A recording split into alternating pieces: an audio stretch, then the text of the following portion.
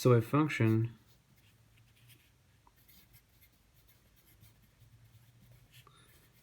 can be continuous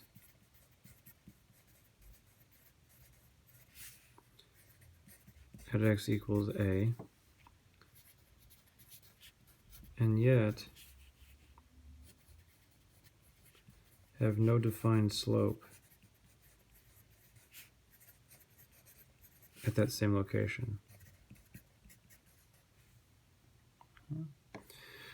Which would mean what? i.e., f prime of a does not exist. Again, even though the function continuous there.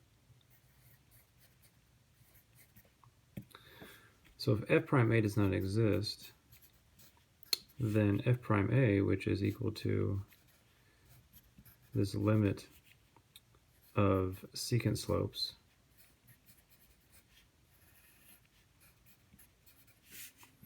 will be d and e. This limit will fail to exist. How do limits fail to exist? So there are three main ways. Limits do not exist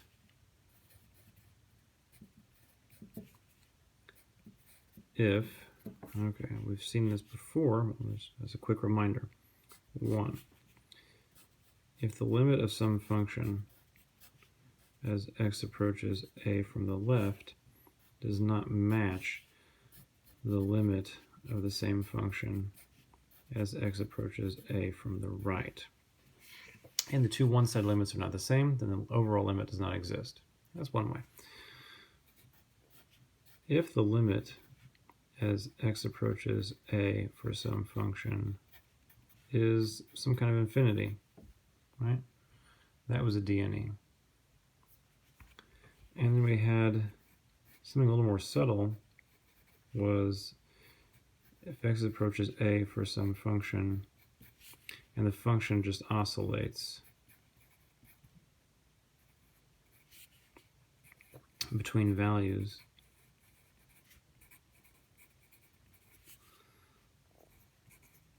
but approaches nothing.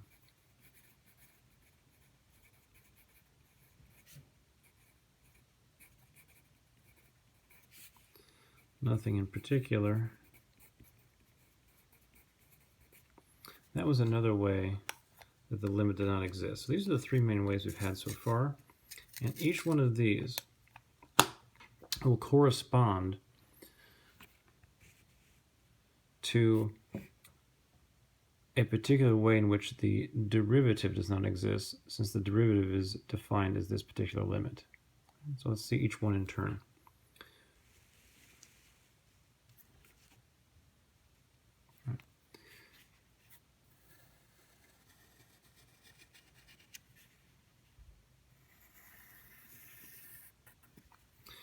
There's x. I'll do some pictorial examples. So the first one is what you would call a cusp. There's a cusp happening here at A. So a cusp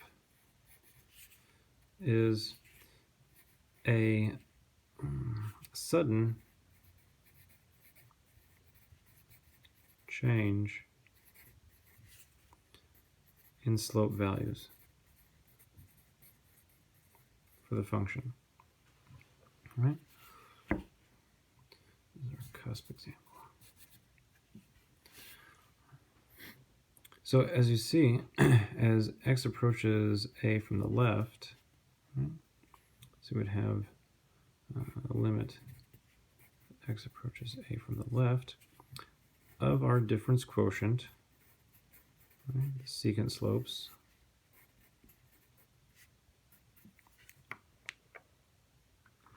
so you can imagine here we are at A, and here's a secant. There's another secant getting closer, all right? As the point of the curve moves closer and closer to this location here, so the secant slopes become closer and closer to the tangent slope. So now eventually you'll get down to here, and it'll look something like this. here, at that location. Again, that's only as you approach A from the left. Something like this. Okay?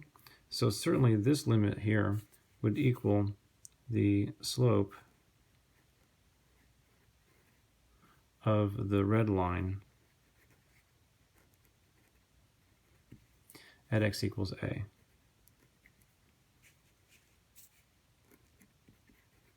Okay? By picture alone. Okay, but as x approaches A from the right, you have a slightly different limit, right?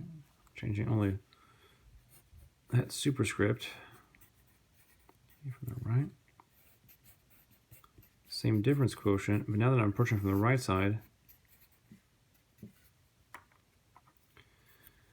if I start on this point and I make some secants, there's one, here's another. Again, the point on the curve gets closer and closer to here.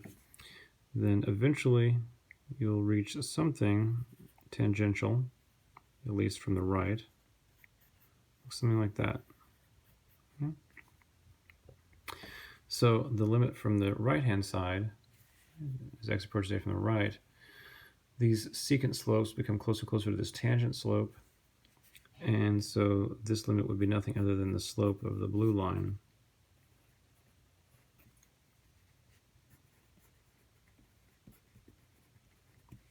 At x equals A. It's pretty clear from the picture these are not the same. Right?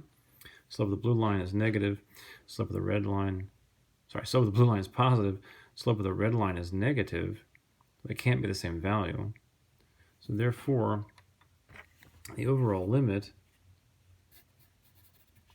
as x approaches A for this difference quotient, i.e. the derivative, does not exist there, because we don't have the same slope on each side of this point. So this will be a d/e. Okay, so that corresponds to case 1, where the left and right sided limits are not the same, so therefore overall the limit does not exist. Second example. Again, pictorial.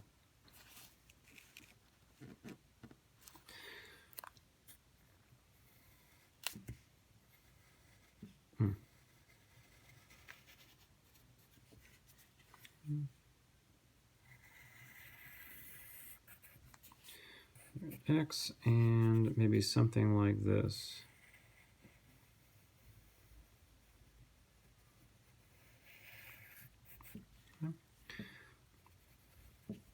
And right there is A.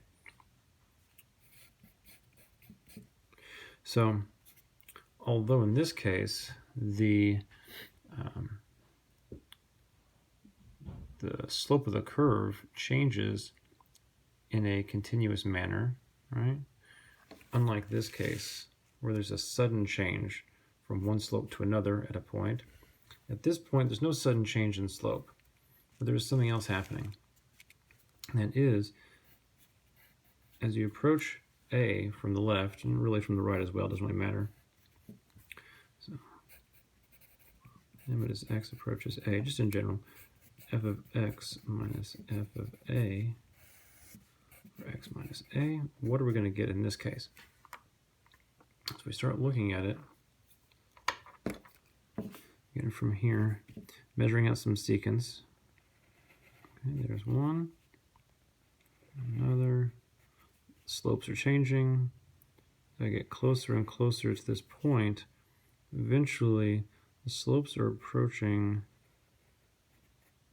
what you would call the slope of a vertical line. A little messy there, I apologize. Slope of a vertical line. So that means you would have at that location what's called a vertical tangent.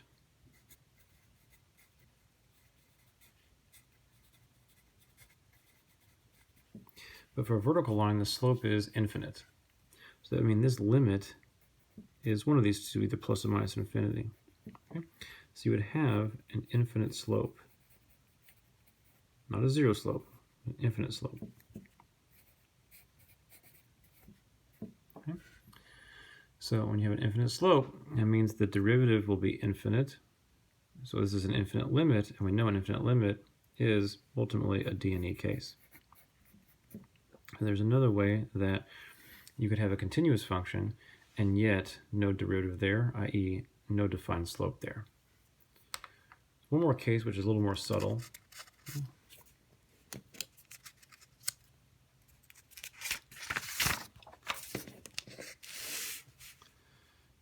And I will use a particular function to illustrate this case, but without a picture. Well, let's say your function f of x is perhaps x cos 1 on x squared whenever x is not 0, but it's exactly 0 when x is 0. This is a pretty subtle function here. And it is continuous everywhere. We're not going to prove that, but I just have to take my word for it. So it is a continuous function, and yet I claim that f prime of 0 in particular, even though it's continuous at 0, f prime of 0 does not exist. So let's show that very carefully here. We'll take the limit as x approaches 0 of this function minus the function at 0 over x minus 0, right? This would be the definition of that expression there. And we'll show it doesn't exist. Okay. The limit as x approaches 0, f of x, we have x cos of 1 on x squared minus f of 0 is 0, and x minus 0 still in the denominator. All right, so these zeros aren't really doing anything. So we end up with a limit as x approaches 0 of x cos 1 on x squared over x. Okay. The x's, of course, cancel because x will not be 0. So therefore, for all non-zero values, x over x is, of course, canceled easily. And we now have the limit as x approaches 0 of cos 1 on x squared. Okay, so what's happening? As x goes to 0, x squared, of course, goes to 0. That means that 1 on x squared in here is heading towards infinity. Okay.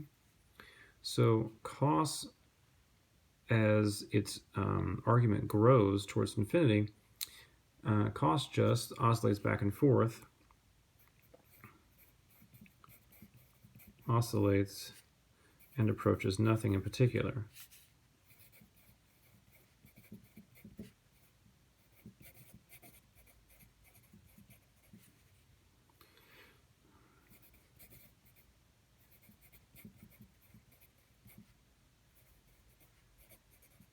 All right. So therefore we see this scenario here is D&E. What's really happening is that the derivative, right, or a definition of derivative here, the derivative as we evaluate it with this limit, is actually oscillating back and forth. The slopes are oscillating back and forth, right, on this curve as you get closer and closer to 0 on the x-axis. It sounds odd that you could have the curve's slopes oscillating back and forth basically forever as it gets closer to 0. But that is exactly what's happening with this particular function. Like I said at the very beginning, it's quite a subtle type of function. But anyway, this corresponds to the third case of a non-existent derivative. Remember, this is a derivative here because of oscillating, in this case, cos function, which will never approach anything.